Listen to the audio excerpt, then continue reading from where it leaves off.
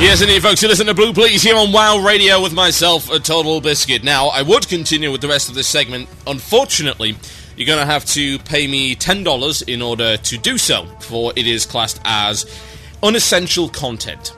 Yes. However, it's okay, because $5 of that will go to the Total Biscuits Pocket Fund, which will be used to augment Total Biscuits' library of DVDs, games, and possibly a large teddy bear. Because, you know what? Feeling a bit lonely. No, that would be mean. Right. So, some of you might have heard about a change that Blizzard has just implemented. Oh yes, something that, quote, everybody was asking for. Many people, apparently. Quote, many people asked for this. Interesting. I don't remember that. Any of you guys remember that? No. I don't think so. I don't think it was actually there to begin with. Are you telling me the Blizzard lied? A straw man, perhaps. Well, allow me to set this straw man on fire. Or to suggest you stand at least 10 feet or $10 away, whichever comes first. They are bringing in, and indeed have already started, a pet store. Not an in-game pet store, which would be a pretty cool idea when you think about it. That'll be kind of awesome. An in-game pet store, think about it. Go in, and all of the pets you could possibly buy are all in cages, and you can mess about with them, and, you know, you see, like, how much is that serpent in the window? The one with the rattly tail. How much is that serpent in the window? I wonder if the serpent's for sale, or if it'll bite me and kill my family. This pet store is a microtransaction store, which allows you to purchase pets for money. And it will give you a code by which you can put in-game and... magic. Immense. A pet appears out of nowhere. That's astonishing. Never seen that before. Now, I've had a literal mountain of emails about this, which was to be expected.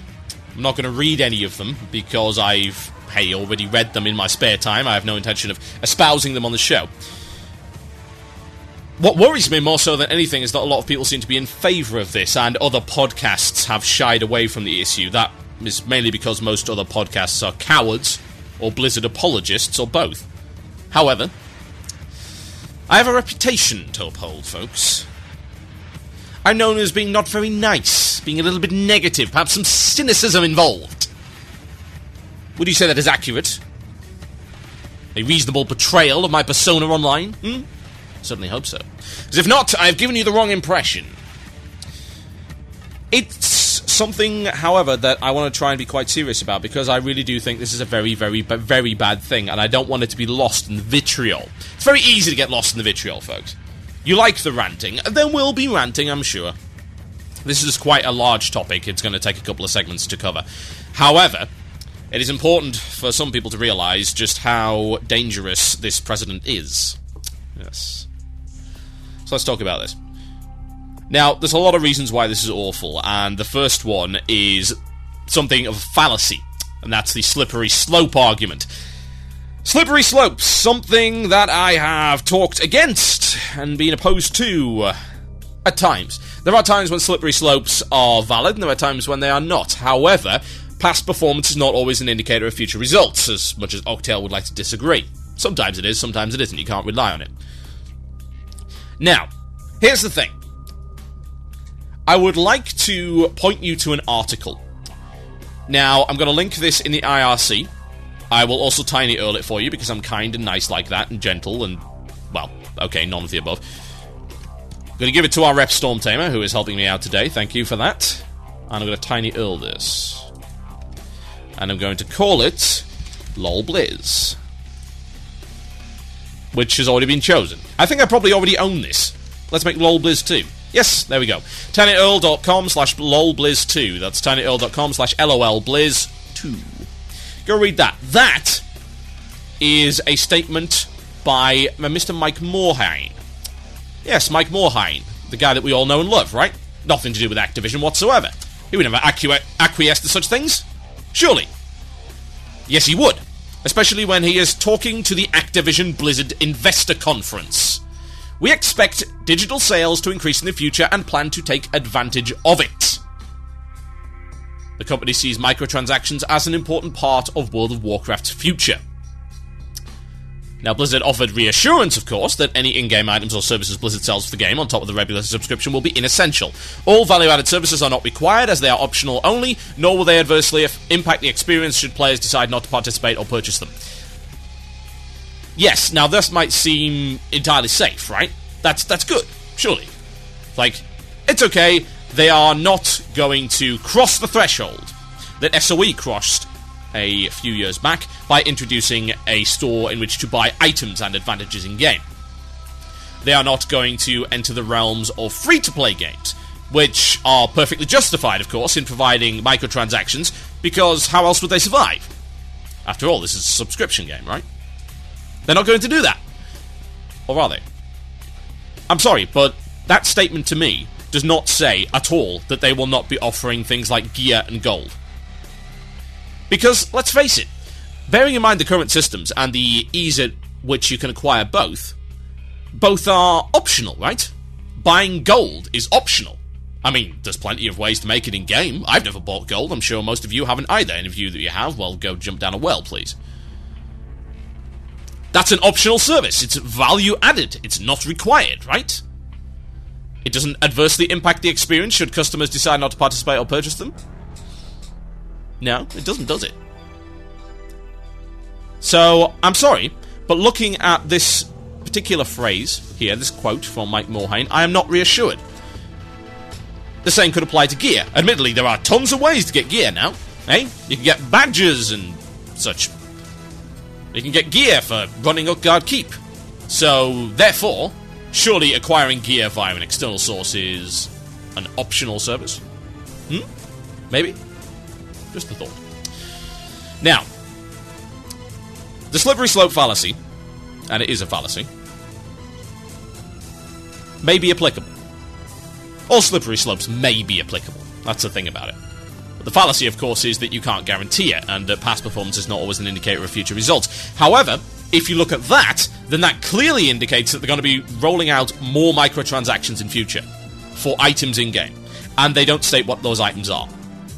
And their definition does not specifically exclude stuff like gold, mounts, items, gear. It doesn't. It's as simple as that. They have not outright said that they will not do it.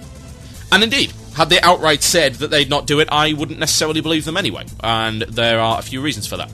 Firstly, you just need to look at what's happening here. It's an investor conference, folks. This is part of being Activision Blizzard. Bear in mind, Blizzard does not really exist anymore. Activision Blizzard is the name of the company, and Activision Blizzard is now the way that things work. It is not Blizzard set apart in a walled fortress away from the influence of Activision. Clearly not. What evidence is there to suggest that could even be possible? Now, it seems that Mike Morhaime thinks that microtransactions are the future of the game. Really? Do you really think he thought that before joining Activision? Really? He gave no indication of that. No indication of that at BlizzCon or anything like that, even this year. Nothing of the sort. Now, if you don't think that Activision are involved in this, then I think you are, quite frankly, blind. Honestly. It is unfortunate that it's come to this point, but it has. Now, Activision, as we know, cannot be trusted. Neither can SOE, because, hey, Sony Online Entertainment introduced this kind of thing quite a while ago, and there are a couple of other companies that have introduced similar stuff. Most of it, admittedly, is on free-to-play games, or games that are really not popular and need to be propped up. But whatever. Now, are you seriously suggesting to me that Activision Blizzard can resist the call of the legendaries for cash? Really? You really think that? I don't think that. I've seen what Activision is capable of. You've seen it over the last few weeks. You've seen it over the last few months. You've heard the quotes from Mr. Bobby Kotick himself. The guy is a soulless corporate bastard. It's as simple as that. And he and his cohorts will do anything and everything to maximize profit. Now, can you blame them for that? Well, some people say no. This is the wonderful thing trotted out by apologists these days. Oh, but Total Biscuit, you naive child. They are a company. They are entitled to make as much money any way they like. Really? Okay. So, in that case, you're going to justify things like the massive attempt at market shift with Modern Warfare 2, attempting to kill the PC as a viable gaming platform. Or the disabling of mods, for instance, or the complete annihilation of dedicated servers in Modern Warfare 2, or the dropping of Brutal Legend because it wasn't a cash cow that could be milked for the next 10 years. It wasn't a $100 million franchise, therefore Bobby Kotick didn't want it. Ghostbusters. Ghostbusters, of all things, dropped by Activision. A guaranteed success, but you can't string it out for the next 10 years, so, not interested. The price hike. Is there any podcast that didn't mention it? The Modern Warfare 2 price hike? The nonsense coming out of Infinity Ward's mouth at Activision's behest. Don't be fooled, folks. Activision Blizzard at this point in time is the new EA. EA used to be vilified in the industry, and rightly so. However, they were dealt various blows by the gaming community. They felt the financial impact of their mistakes, and then a game-savvy CEO came and joined the company. And now they are more consumer-friendly. And we applaud them for that. Indeed. Everyone, including a company, has the chance for redemption. So I believe. However, at the moment, the big evil is Activision. And you can say, oh, well, they can do whatever they like. Really? Okay. Well, in that case, I'd like to look through your posting history on the internet if you actually believe that, and see you ever complain about the actions of a company, at which point I'll turn around to you, smug face on, and say, oh, well, it's a company, it can do whatever it likes, yes. Sorry, folks, but it's our duty as consumers not to allow that kind of thing to happen, and not to buy into it. It's nonsense. No, a company cannot do whatever they like. Well, for one thing, there's laws against it. Yes, if there were not laws stopping companies from doing whatever they liked, then they would run rampant. If you want an example of this... Warning, I'm about to get political. Then look at the American healthcare industry. An example of companies running rampant and damaging lives. Admittedly, this is games, it's not so important, by any stretch. However, you think a company can do whatever it wants, then yes, it can, but there are consequences. And it's not just for the company. There are consequences for the gaming industry in general. There are consequences for gamers. There are consequences for the quality of gaming. The quality of World of Warcraft, even. Now, there's a lot more I've got to say on this. But what I will tell you is that on principle this is incredibly dangerous. Why? Well, it's a Blizzard U-turn. It's not the first time. Let's be honest. Blizzard said at one point that they would never allow PvE to PvP transfers. They U-turned. Blizzard said they will not allow race change. Ever in a million years. They U-turned. Why? Money. Simple as that.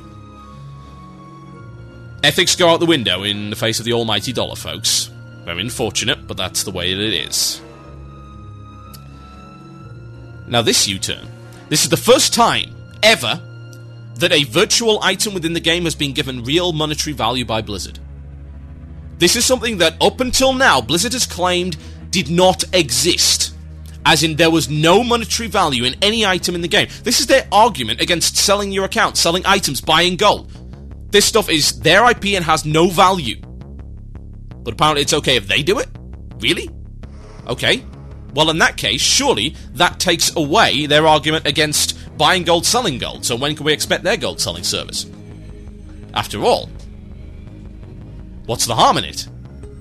They've now taken that step across the threshold to say that items in-game are worth real money. And no, don't you dare bring against me the argument of the trading card game. That is a physical item. Sure, if this physical item happens to be worth $600 for a piece of cardboard, whatever, it's still a physical item. There is a blatant difference here. You are paying for something that does not exist. You are paying for something entirely virtual. And that's not, of course, to mention the terrible value for money that this is. I've got more on this after the break, folks. Oh, yes. Not done. Might get a bit more vitriolic. People seem to like that. In the meantime, however, I would like to play you Bobby Kotick's breakfast song. When he's sitting there at the table, when he's munching on his baby back ribs, Yes, baby. When he is drinking molten sulfur. In his coffee, of course. Takes it with 2 sugars. He is listening to this. It goes by the name of Rise and Shine. Enjoy.